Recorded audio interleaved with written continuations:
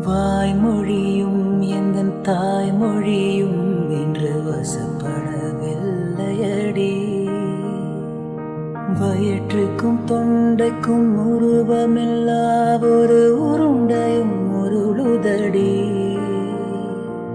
காத்திருந்தால் எதிர்பார்த்திருந்தால் ஒரு நிமிஷமும் வருஷமடி.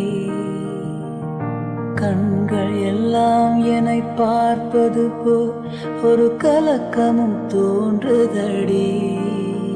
இது சொர்க்கமா நரகமா சொல்லடி.